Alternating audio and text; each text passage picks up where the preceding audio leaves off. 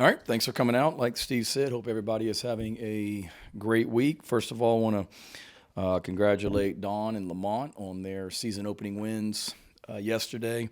Obviously, cannot get to Paris for Dawn's game and was working last night during Lamont's game, but excited for the start that they had and two really good wins. And my son was at the men's basketball game last night and came back super ecstatic about Lamont's team and our basketball squad this year.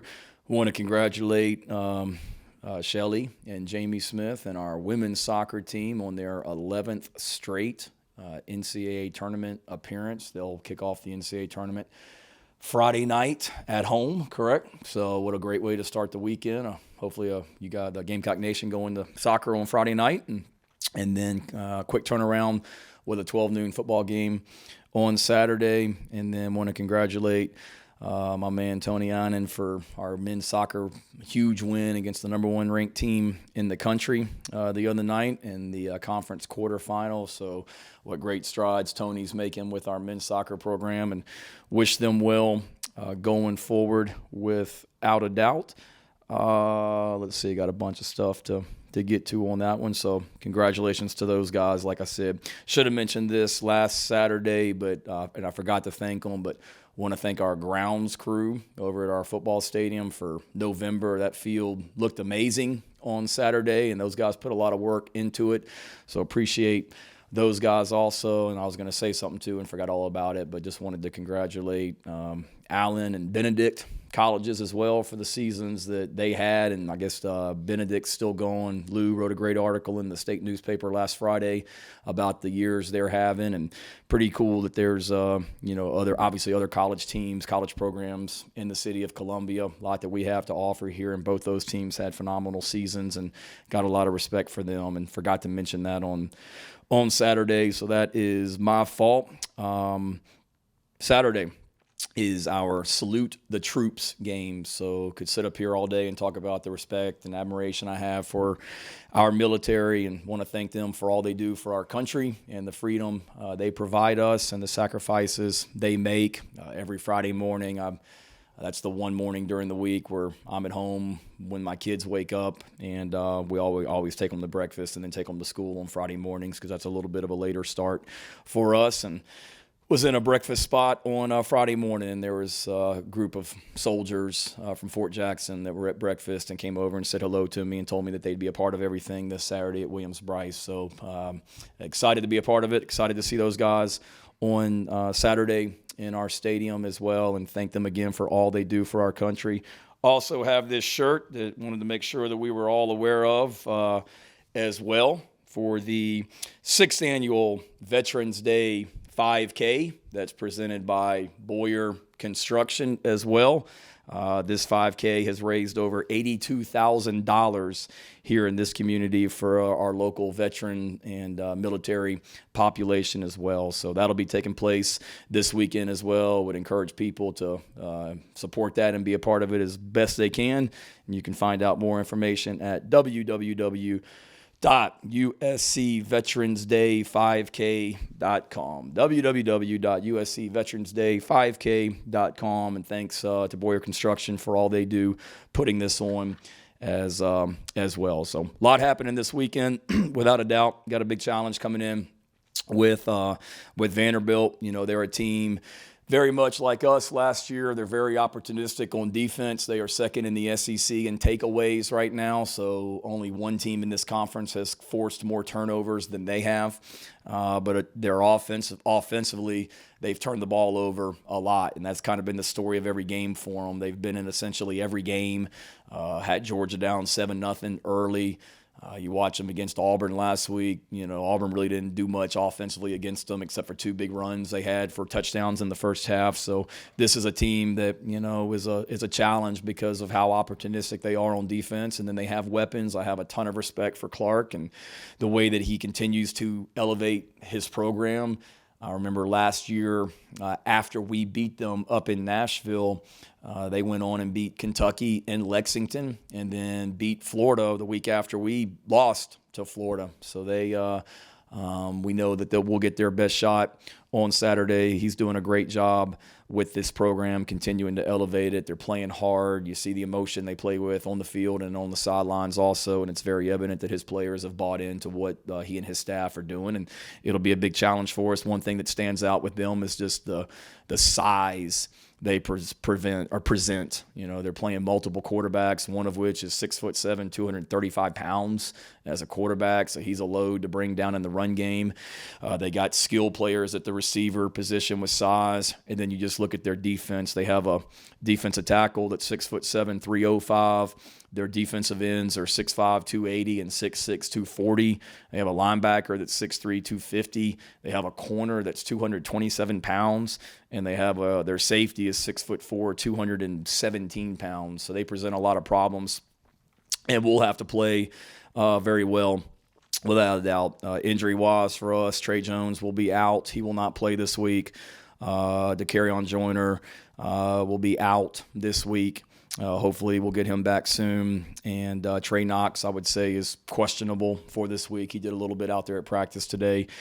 And hopefully he will be okay and ready to go also. Certainly want to thank our fans again for the environment they created on Saturday. I mentioned it in the teleconference on Sunday night, but had one of the top players in the entire country for next year that was in my office at 9 a.m. Sunday morning that was here for a unofficial visit, was at the game on Saturday, and I said, what stood out to you about the game yesterday? And he said the atmosphere and the environment. It was awesome. And this is a guy that was here 2 years ago for our Florida game when we beat them in November at night, and he was here last year for the Georgia game. So he's been to other South Carolina home games, and he brought up the atmosphere. I know a noon kickoff isn't always easy because people are having to travel from different places and things like that as well. But it was an awesome environment. I want to thank our fans for that. And then going back to what I said after the game on Saturday, we are always going to celebrate wins here, guys. And we put a lot of work into Saturdays, and we only get 12 of them. And some of them are really big and convincing, and we play great, and some of them are ugly as heck, and we don't play great. But at the end of the day, we won the football game, and then we are going to celebrate that, which is what we did. And it is still okay to be happy and celebrate a win, but be disappointed in how you played and be critical of how we played. I walked out of that press conference with you guys on Saturday afternoon, and I hadn't been 3 feet in the hallway, and I'm catching heck from my own family about the fake punt and how dumb they thought that was. So it's okay to be critical. And that's the point that I was trying to make, but I don't think it's okay to be unhappy and miserable after a win. Players or coaches or fans. We have the greatest fans in America. And if they walked out of that stadium on Saturday critical of me, that's okay. I deserved it. Disappointed in how we played and didn't look great? Absolutely. They're exactly right. But I would hope that if you're a Gamecock fan, that you didn't walk out of that stadium miserable and unhappy because we won the football game. And that was the point that I was trying to make. We get 7 Saturdays. I think we had 7 home games this year, right? Yeah, 7 home games. That's it. So Gamecock Nation, you get to come together in Columbia, South Carolina, 7 Saturdays a year, family, friends, everybody together. It was a beautiful Saturday in Columbia, South Carolina, an awesome day in Williams-Brice Stadium for Gamecock Nation to come together. And don't take that for granted. And when you got back in your car and I drove home, it's okay to be disappointed in the way that we performed and coached, because I was when I drove 4.5 miles from the stadium to my house. Or somebody drove back home to Rock Hill or Greenwood or Spartanburg or Greenville or Charleston or Myrtle Beach or Augusta or Aiken, wherever they came from, and be disappointed in the product on the field. We deserve that because it was not good enough, and we came in here on Sunday as a team.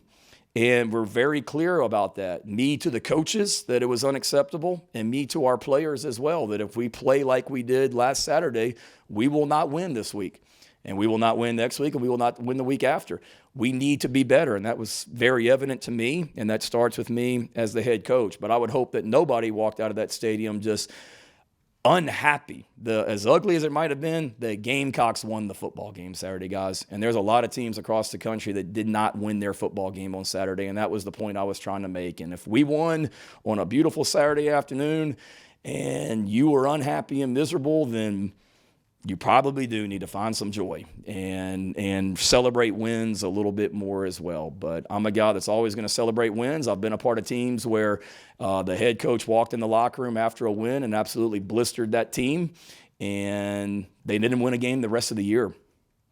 And I said that I will never do that as a head coach. Are we going to hold them accountable? Did I tell them in the locker room Saturday that we need to be a whole lot better and that we were nowhere near our best and that we got a lot to clean up? Yes, but we're also going to celebrate and never walk out of a locker room feeling like we lost the football game. And I would hope our fans, who are the greatest fans in America, walked out of Williams-Brice Stadium on Saturday, you know what, disappointed in maybe some things that happened and how we performed and self-inflicted mistakes, because I was as the head coach as well. But I was happy as heck because we won that football game. And I went home on Saturday night and had a great time with my family and enjoyed the victory because a lot of work went into it, and then got right back up here early Sunday morning and was right back to work, cleaning a lot up. And positive energy is a core value of this program, and I probably wasn't a lot of fun to be around on Sunday because it wasn't good enough, and I'm well aware of that. But I'm never going to go in a locker room and crush a team after a game or come in a locker room and come into or whatever. We need to be better, and we will be. That's enough of that, but hope everybody knows where I'm coming from. Passionate about what the product on the field, but also passionate about the kids in our program, young men in our program, and they put a lot into Saturdays, and when they're successful, I want them to enjoy it. So David's on his way back. Does Gene get the first question again? Pete! Wow, big day. Big moments. I'll play, yeah, really, after 30 years, you know. I'll play the David role. Injuries how's Juice doing? Is there any chance of him being here? I would say he's okay, and I know you got to ask the question. Like, I would just say if it gets to the point these next 3 games where Juice is able to play, I'll let you know. And I don't want to come in here every single week. He's basically out until I tell you otherwise, and don't anticipate him playing this week. But I'm not trying to BS you. Like, there's a chance that he could play. It's just kind of where he is mentally and where he is physically and where we are with things. He told you guys on the teleconference Sunday, he ran on Sunday. He ran well. He was out at practice today, and he didn't practice today, but he was out there. So he continues to get closer and closer, but he's out right now. That could change tomorrow. That could change next week, but I don't really know. Kind of just a day-to-day type thing. That was your 30 years, and that was an injury question? I do, too. I like Juice on the field, too. Shane, Xavier Legette is closing in on joining some pretty elite Gamecock receiver company. He'd be just the 5th wide receiver. I think it's happened 5 times, but he'd be the 5th. I think Sidney did it twice to eclipse 1,000 yards receiving in a season. I know you worked with Alshon. You went up against Sidney Rice. You went up against Pharaoh Cooper during your days at Georgia and Mississippi State, but outside of the things that you've told us this season, what are some of the things maybe behind the scenes that make Xavier so special and make guys like yourself, this coaching staff, this team, so happy for him, knowing that he's been able to do so much with running with the baton as being the number 1 receiver? Yeah, there's so much. He's basically the one thing that stands out is he's like the DJ before the team meetings. He's usually in charge of the music that we play next door. So you never know what you're going to hear at 7:55 on a Tuesday morning that he's got playing. Usually I can tell Zay's mood based on how into the song he is. And he's got a pretty good gift of it, because usually I'll walk in, or a lot of times I'll walk in and the whole room will be like singing along to whatever song he's picked and things like that. So he's a great teammate, and I joke, but that's true. I mean, he's very engaged. Probably to me, Mike, is just how smart he is. And yes, he plays really hard. He works really hard. That's evident based on the progress that he's made, and what he's doing this season. But I say that, like, we're asking a lot of him. Obviously, if you watch us closely, which I know you guys do, like, he's not lining up in the same place every time, because we're not going to just say, okay, he's always the X receiver, or he's always the Z receiver, or he's always going to be on the left or the right or to the field or to the boundary, because obviously if teams know that, they're going to be able to roll coverage to him and things like that. So he does a lot, really all 3 of our wide receiver positions. If you think about, the outside guys, the guy in the slot, he knows it all and does it all. And and does it well. Sometimes you take for granted how smart he and Spencer are because you can do a lot of different things with them. So that's one thing that stands out to me beyond just the ability on the field is just he's a great teammate, works hard, and just how intelligent he is from a football standpoint. Like he gets it, and things just make sense to him. You've been critical, Saturday and Sunday night about the run game, run defense. What's worked best for you guys with run defense that you think you might be able to, emphasize and go back to? I think we've been a little bit.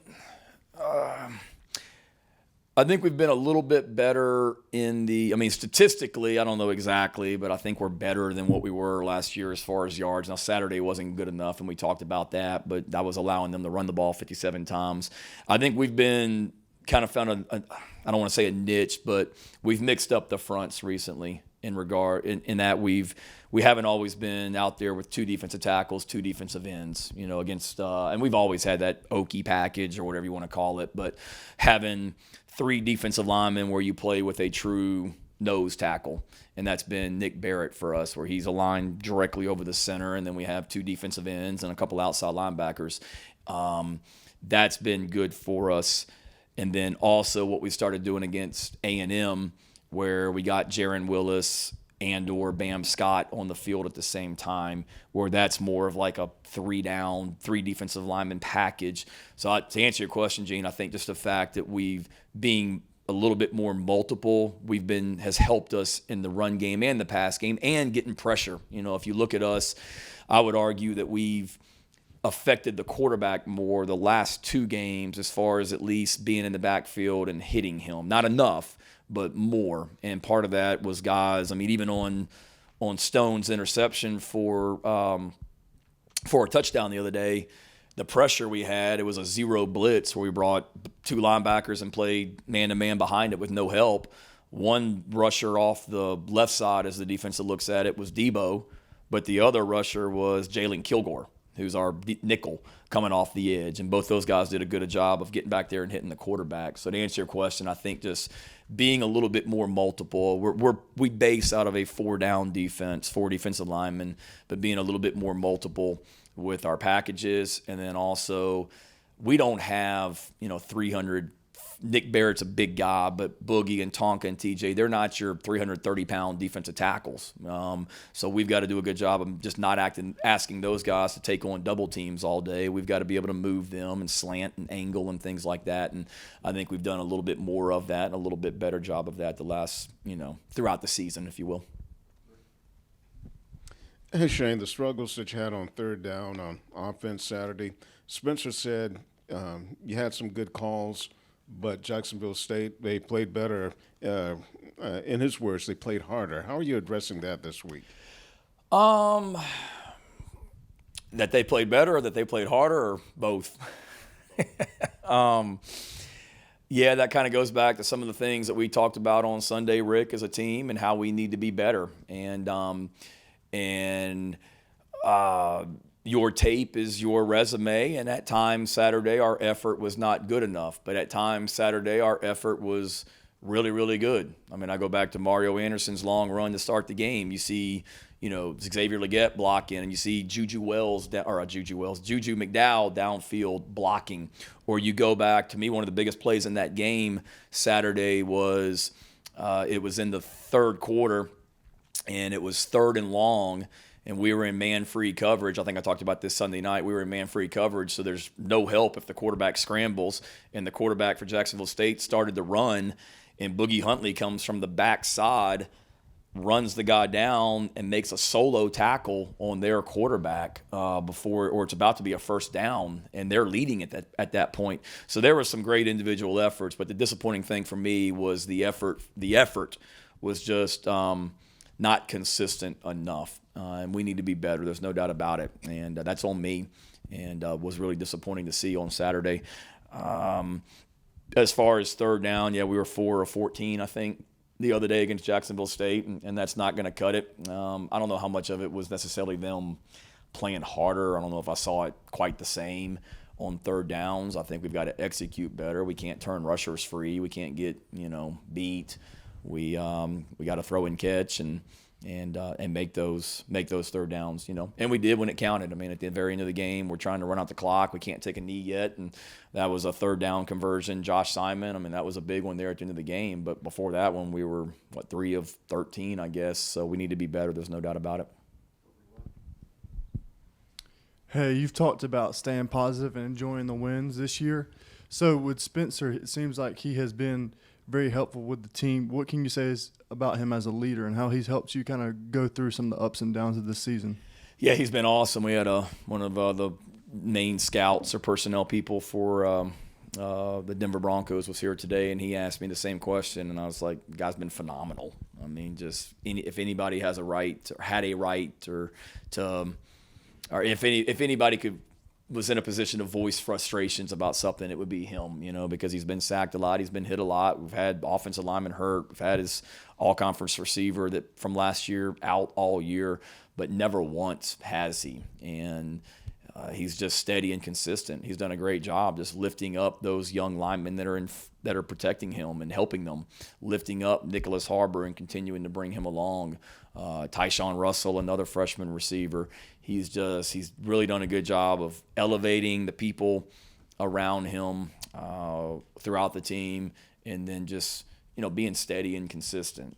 All eyes are going to be, when things are good, things are bad, all eyes are going to be typically on the head coach and the quarterback, and he knows that. And if anything, the way that he's handled things this season has only helped him, in my mind, with the NFL when his time is up, for sure. You've talked about it a lot, and of complementary football, and even the deep touchdown to Xavier Legette. You're kind of looking at the defense like, oh man, they got to get right back on the field, and that can't be easy. What is the key to complementary football, and how do you try and teach that or preach that to your coaches and players? Yeah, I think just showing examples and how it all ties together. I told the team on Sunday, like, I made a dumb call on that fake punt and we didn't execute it the right way. To me, that was complementary football. To me, complementary football is having each other's backs. And we talked about it before the Tennessee game last year that, look, we're going to be aggressive on fourth down. And if we go for some of these fourth downs and don't get it, defense, you got to have the offense's back. Saturday, to me, was a great example of that. We went for the fake punt. We didn't get it. The defense went right back out and had my back by getting a 3-and-out and getting the ball right back to the offense. So to me, it's just continuing to emphasize it, show examples in our games, but then show examples in other games as well, when it happens, where other teams maybe do a good job of playing complementary football or not playing complementary football. So we always start, every team meeting on Tuesday, I'll just show some examples of things that have happened across the NFL, across college football, just situational things. But a lot of that is teams playing complementary football and how it all works together. Shane, it's been such a long time since camp opened that even if you're not injured, you're still banged up, all these players. Do you taper things down this time of year, and how hard an inclination is that when, you want to drill more in order to get things right? Yeah, great question. There's a fine balance that you always try and strike, and this year it's a little bit different just because we've had so many injuries. I was looking back. I spent a lot of time kind of creating, and we don't really deviate a ton week to week, but just building the practice schedule for Tuesday, Wednesday, and Thursday, particularly Tuesday and Wednesday during the week, because those are our two main days. And looking back at what we did this week last year, what we did the Tennessee week, Clemson week, 2 years ago, Florida, Auburn, and whatnot as well. So yes, you do taper. It's a long season, and we talked about it this morning in our team meeting. Like, every team in America right now is beat up and tired, and coaches, players, and sore, and it's been a long time since the season started. And we also talked about, a lot of you guys, all y'all want to play in the NFL, or these NFL games teams got like 9 games left, I think, some of them. So if you think this is tough, just wait till you get to the next level. But certainly each and every week is different. You got to strike that balance between making sure you get enough good work during the week, where you're ready to play, but then also you want to make sure you get everybody to Saturday healthy also. So yes, we taper things. The Tuesday practice we had this morning was a little bit different than last Tuesday. Maybe one change was we did a couple last Tuesday or today we worked a couple like last plays of the game scenario, just a competitive deal, offense versus defense, that we didn't do last week because last week we did. I'm trying to think what we did during that time. Just more, it's something competitive, so it was a little bit of a tweak. We did less plays. We always do like team run, offense versus defense. And today we did it a little bit different where it was still intense and it was still good on good, but it was less plays. And you just try and, what do you need for that particular week to be ready to play, but also be healthy also. But it's been more of a challenge this season for sure just because of the injuries. Shane, after the game Saturday, you talked about how when you go through a losing streak, it can be draining both mentally and physically. Well, after getting a big win on Saturday, what's been the mood of the guys around the facility and during practice? It's been good. I credit our players, Rick, because they're very consistent and they're never like too high or too low. And even after the losses, they came in on Sundays and certainly were disappointed. But like I've told you guys, they've always responded and practiced well the next week. Certainly Sundays are a little bit more enjoyable, or a lot more enjoyable after a win. But we came in on Sunday and we showed the good from Saturday, which there was a lot of good. And then we showed the bad from Saturday, which there was plenty of also. And then we learned from it and hold each other accountable. But the mood's been good. I think it's a sense of that we can play and perform a lot better than what we did Saturday, and give Jacksonville State a lot of credit for that too. I mean, they're a challenging team and presented a lot of problems. But us knowing that we can and need to perform a lot better than what we did last Saturday, but also enjoying the win also. So I'd say it's been a good week, but also there's been a little bit of an edge to the week also, knowing that we need to be better than what we were last Saturday. Stone was talking about, he came in last season kind of towards right before fall camp and was asked to do a lot really quickly and kind of felt the pressure of that is what he was saying. Mm-hmm. This year, do you notice that he's playing more free? And even on that interception, it didn't seem like he thought for more than a half second before he was getting to the spot he needed to get to. Yeah, he's been awesome. I think it started, he was highly recruited for a reason and got a great family. His mom and dad are amazing. And really enjoyed getting to know him throughout the recruiting process. And he's just a solid young man. But yes, he came in last season and was asked to do some things early, did some good things on special teams, played a lot in the bowl game, obviously against Notre Dame. I think it started in January. He lost weight. His body changed. He looks different than what he did last year. That helps him with how fast he's moving around and just has taken on a more significant role, but prepared himself mentally and physically to take on that role. He's always, I think I mentioned to you guys, like he's always, the linebacker meeting room is down the hall there. He's always in that room, even when he doesn't have to be. He's in there watching tape. He's just a gym rat. And I thought he showed great instincts on that play on Saturday. Phil's not in here, but Phil asked me after the game if he was like in the right place or he just like fell into it. Yeah, he was in the right place. And going back and watching the tape, it's even more impressive. Like I told you guys, it was a 0 blitz where we rushed 6, which means you've got 5 people to cover their 5 eligible receivers. So the 4 DBs are on the 4 receivers or tight end, and Stone as the linebacker has the running back man-to-man, and they really had a great call for what we had on if they can protect it. And a lot of times you'll see a linebacker kind of run through the receivers and get picked off, and if he does that, it's probably a touchdown. But he had enough instinct and film study to kind of recognize what was going on. One, didn't allow himself to get picked, rubbed, whatever you want to call it, didn't allow himself to get caught up in the trash there, and then showed the instincts to get through it, find the guy that he was covering, and then find the ball and make a play on it. So I thought it was a great play, and it just kind of goes back to who he is as a player and who he is as a person.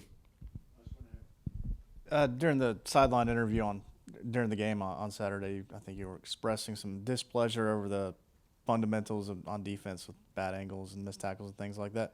Has that been a consistent thing you've seen throughout the season when things are not going well defensively? No, if my memory is correct, that was right after we had them like 3rd and long, and they threw the ball out to the guy, and then we overran it, and he ran all the way back across the field to the other sideline. So they caught me at a bad time coming off that one because that was a tough play to watch and for different reasons. But no, I don't think so. I don't think I've ever I see it in practice that we've done a solid job of it. I go back and if you go back and look at a lot of our plays this year, Hale, I don't think there's a lot of them where you would say that it was that we missed too many tackles or took bad angles or whatnot. You know, there's times where we've been in position to make the tackle and then physically we just didn't get it done. I'll be the first to admit that, but I don't watch us from a tackling angle fundamental standpoint saying that we've been awful. Now, have we been great? No, we need to be better. I mean, there were plays the other day where we've got to, get off a block better and make a tackle and things like that. But those are all things that we continue to emphasize and just need to do a better job, starting with me, of emphasizing it more, without a doubt. All right. Thank you, guys.